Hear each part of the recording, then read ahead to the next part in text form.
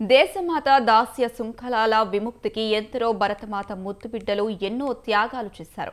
అతివాదులు, మితవాదులు, సామ్యవాదులు, అహింసావాదులు ఇలా ఎందరో ఎన్నో విధాల పోరాటాలు సాగించారు. మార్గాలు వేరైన లక్ష్యం ఒకటే, అదే స్వాతంత్ర్య సాధన. ఎట్టకేలకు 1947 ఆగస్టు 15న స్వాతంత్ర్యం వచ్చింది. అయితే మనకు 1950 జనవరి 26న సంపూర్ణ స్వరాజ్యం సిద్ధించింది. వాడవాడలో రిపబ్లిక్ డే వేడుకలు సిద్ధమయ్యాయి. న్యూఢిల్లీలో జరిగే భారత 76వ గణతంత్ర దినోత్సవ వేడుకలకు ముఖ్య అతిథిగా ఇండోనేషియా అధ్యక్షుడు Prabowo Subianto విచ్చేస్తున్నారు.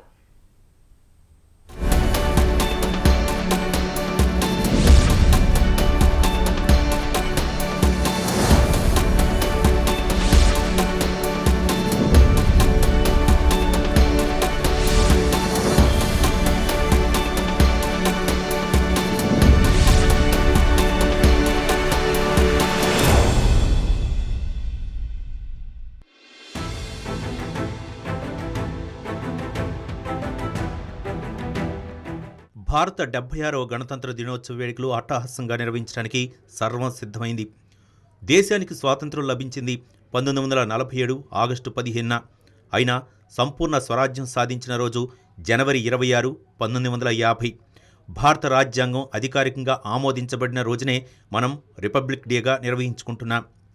British colonial government of India act 1935ను మార్చివేస్తూ జనవరి 26, 1950న భారత రాజ్యాంగానికి సంబంధించిన ప్రాథమిక ప్రకటన అమల్లోకి వచ్చింది. ఇది మన దేశాన్ని సార్వభౌమ గణతంత్ర దేశంగా మార్చింది.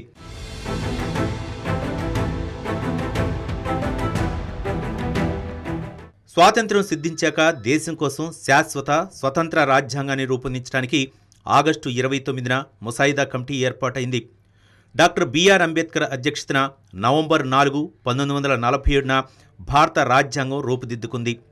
అంబేద్కర్ నేతృత్వంలో రూపుదిద్దుకున్న భారత రాజ్యాంగాన్ని రాజ్యాంగ పరిషత్కు సమర్పించారు.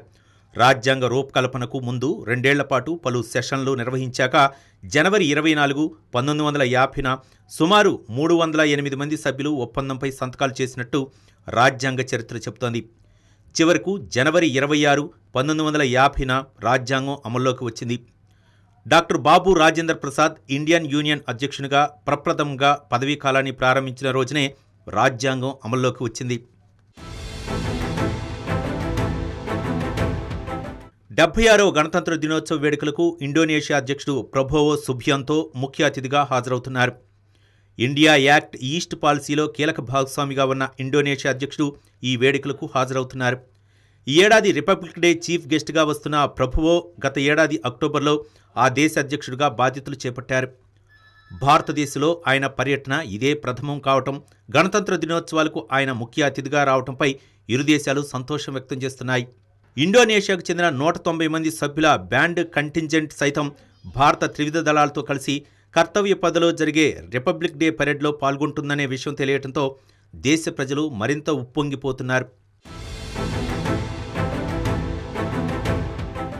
న్యూఢిల్లీలో జరిగే రిపబ్లిక్ డే వేడుకలో వివిధ రంగాలకు చెందిన పలువురు ప్రముఖులు 10,000 మంది అతిథులుగా పాల్గొంటున్నారు. దేశానికి వెన్నెముక గ్రామం. గ్రామ సౌభాగ్యమే దేశ సౌభాగ్యం.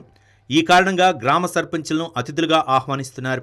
ఇదే విధంగా ప్రకృతి వైపరీత్యంతో పోరాడే వర్కర్లు, హ్యాండ్లూమ్ కళాకారులు, పారాలింపిక్ కంటింజెంట్లు, గిరిజన లబ్ధిదారులు తదితరులను ఈ ఈవెంట్కు ఆహ్వానించారు.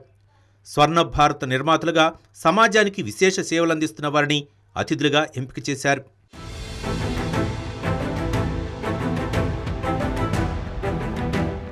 డెబ్బై 75 ఏళ్ల రాజ్యాంగానికి సంబంధించిన 2 ప్రత్యేక శకటాలు సైతం శకటాల ప్రదర్శనలో దర్శనం ఇవ్వనున్నాయి. జనవరి 26న ఉదయం 10:30 రిపబ్లిక్ డే పరేడ్ మొదలవుతుందని, సాంస్కృతిక కార్యక్రమాల్లో భాగంగా వివిధ 45 నృత్య రీతులను 5,000 మందికి పైగా కళాకారులు ప్రదర్శిస్తారని కార్యక్రమ నిర్వాహకులు తెలియజేస్తున్నారు. జనవరి 26 నుంచి 31 వరకు భారత పర్వ్ ఫెస్టివల్ నిర్వహణ ఉంటుందని, జనవరి 29న విజయ్ చౌక్లో బీటింగ్ రిట్రీట్తో రిపబ్లిక్ డే వేడుకలు ముగుస్తాయని తెలిపారు.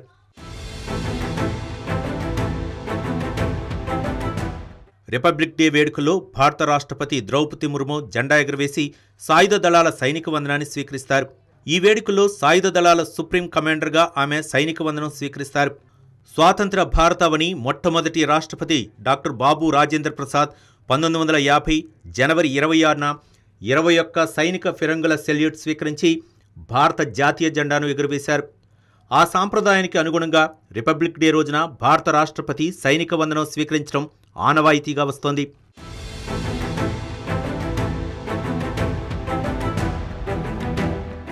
భారతదేశ సొంత చట్టాలతో నిర్వహించబడే ప్రజాస్వామ్య గణతంత్ర రాజ్య హోదాను సూచించే రిపబ్లిక్ డే వేడుకలు వాడవాడలా వేడుకగా నిర్వహించడానికి దేశ ప్రజలు సంసిద్ధమయ్యారు. దేశ స్వాతంత్ర్య పోరాటంలో అలుపెరగని పోరాటం సాగించి స్వాతంత్ర్యం సాధించిన దేశమాత ముద్దుబిడ్డలు తమ పోరాటంలో తెలిపిన పిలుపులు ఎన్నో ఉన్నాయి. రిపబ్లిక్ డే సందర్భంగా ఆ మహనీయుల వాక్కులు ఓసారి గుర్తు చేసుకుందాం. స్వేచ్ఛ మన జన్మ హక్కు, దాన్ని పొందుతామని బాలగంగాధర్ తిలక్ తెలియజేయగా, ఈరోజు చేసే కర్తవ్య దీక్షపై భవిత ఆధారపడి ఉంటుందని మహాత్మా గాంధీ తెలిపారు. ఎన్నో పోరాటాల ఫలితమే స్వాతంత్ర్యమని జవహర్లాల్ నెహ్రూ తెలిపారు.